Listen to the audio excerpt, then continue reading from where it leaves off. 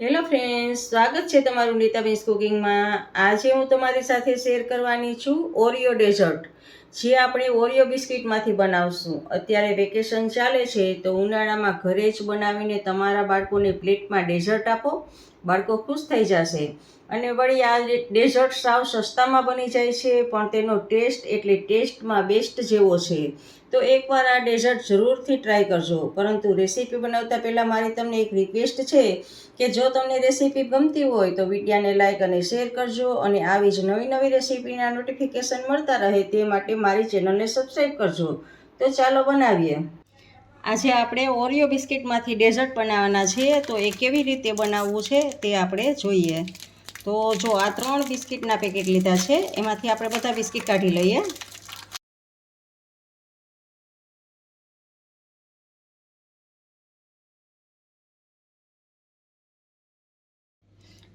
હવે જો 3 પેકેટમાંથી આપણે બિસ્કિટ કાઢી લીધા છે। હવે બિસ્કિટ આપણે ખોલી અને આ ક્રીમ છે એને અલગ કરવાનું છે આપણે।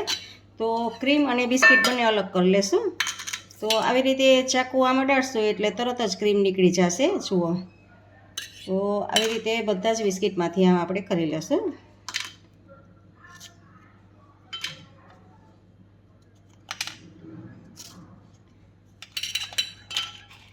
જો આ બિસ્કિટ અને ક્રીમ બંને અલગ કરી નાખ્યા છે, તો ક્રીમની એક સાઈડ ઉપર રહેવા દઈએ। અને હવે બિસ્કિટને આપણે નાના નાના કટકા કરી લેશું। તો આવી રીતે આમ કટકા કરશું।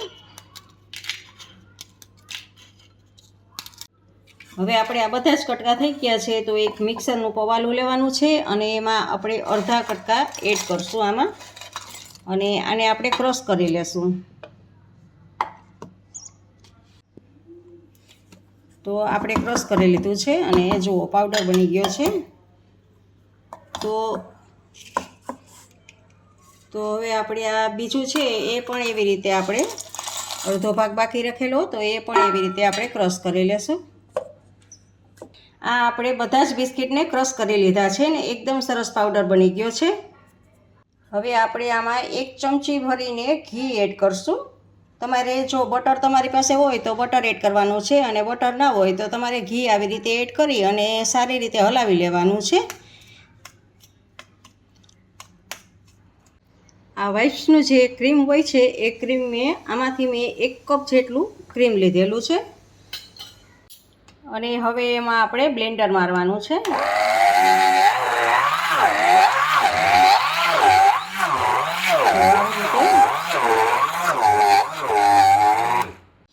જો આપણે ક્રીમને આમાં બ્લેન્ડર મારી અને એકદમ એકરસ કરી દીધું છે।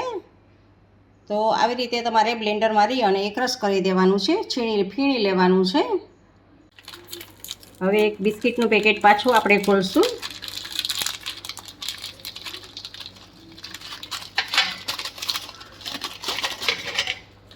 અને એમાંથી આપણે 2 બિસ્કિટ રાખી દઈશું, અને આ 3 બિસ્કિટના આપણે નાના નાના કટકા કરવાના છે।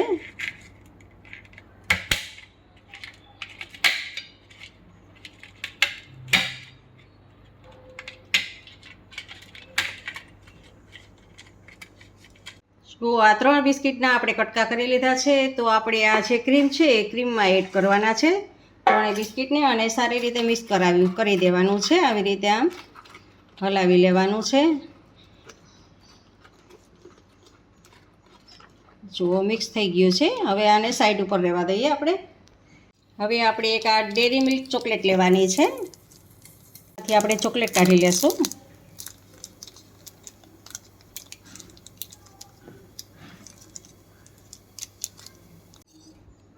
હવે વાટકામાં એના પીસ અલગ પાડી અને વાટકામાં આમાં આપણે લેશું, અને એમાં આપણે ગરમ ગરમ દૂધ એડ કરશું। 3 ચમચી જેટલું આપણે દૂધ એડ કરશું, અને આવી રીતે આમ આપણે એને હલાવશું, જેથી બધી જ ચોકલેટ છે એ ઓગળી જશે। અને પછી આમાં 1 ચમચી જેટલો ચોકલેટ પાવડર એડ કરેલો છે, અને જુઓ એકદમ જાડું એવું આપણને સિરપ મળેલું છે ચોકલેટનું। તો આવી રીતે આમ તમારે સિરપ બનાવી લેવાનું છે ચોકલેટનું। હવે સૌથી પહેલાં આપણે આ બિસ્કિટનું ક્રશ કરેલું છે એને એક આ ડબ્બામાં આપણે નીચે એડ કરશું. ઓરિયો બિસ્કિટને ક્રશ કરી અને એમાં આપણે ઘી અથવા તો તમારે બટર મિક્સ કરવાનું છે. એ મિક્સ કરી અને એને આપણે નીચે આમાં એડ કરવાનું છે અને આમ પ્રેસ કરી દેવાનું છે. આમ બધી બાજુથી ચમચીની મદદથી પ્રેસ કરશું. અને હવે આપણે જે આ ક્રીમ બનાવેલું છે એ ક્રીમને એમાં એડ કરશું.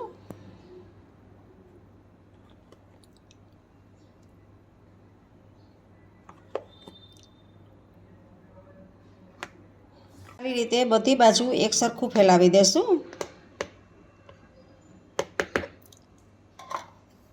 હવે ઉપરથી પાછું આપણે ઓલા બિસ્કિટનો ક્રશ કરેલો છે એ ભૂકો એ આપણે એડ કરશું.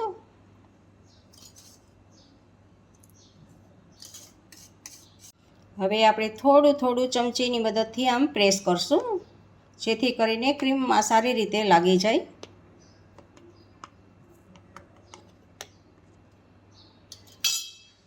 હવે ઉપરથી આપણે આ જે ચોકલેટ સિરપ બનાવેલું છે એ ચોકલેટ સિરપને એડ કરશું.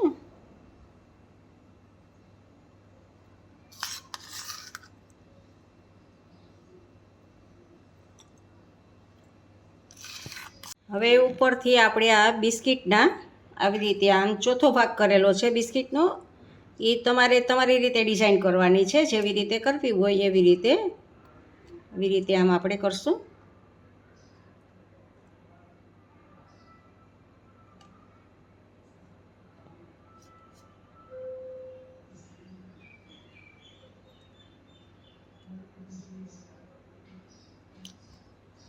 હવે વચ્ચે વચ્ચે આપણે જેમ્સને પણ મૂકશું કારણ કે બાળકોને આ જેમ્સ ખૂબ જ ગમતી હોય છે, તો જેમ્સ પણ આપણે વચ્ચે વચ્ચે મૂકીએ અને કલરફુલ સરસ લાગે. હવે ઉપરથી થોડુંક ચોકો ચિપ્સ આપણે એડ કરશું. એ આવી રીતે આમ છૂટું છૂટું ઉપર રાખી દેવાનું છે. તો આપણું આ ડેઝર્ટ બનીને તૈયાર છે. તો હવે આને આપણે ઢાંકણ ઢાંકી અને ફ્રીજમાં 4 થી 5 કલાક માટે રહેવા દઈએ. તો તમે લેયર્સ જોઈ શકો છો. નીચે આપણે બિસ્કિટને ક્રશ કરેલો છે અને ઉપર ક્રીમ છે, ઉપર પાછો ક્રશ કરેલો બિસ્કિટ છે અને ઉપર આ જુઓ આ ટોપિંગમાં આપણે આવી રીતે આમ બધું જ ગોઠવેલું છે. તો બાળકોને જોતાં જ ખાવાનું મન થઈ જાય એવું આપણું આ ડેઝર્ટ તૈયાર છે. હવે આપણે આને ઢાંકણ ઢાંકીને ફ્રીઝરમાં 4 થી 5 કલાક માટે રાખશું. 4 થી 5 કલાક થઈ ગઈ છે. તો હવે આપણે જોઈ લઈએ. તો ચેક કરી લઈએ આપણે. તો જુઓ એકદમ કડક નથી થવા દેવાનું પણ આવું જ રાખવાનું છે. જો આ આપણું બની ગયું છે ડેઝર્ટ.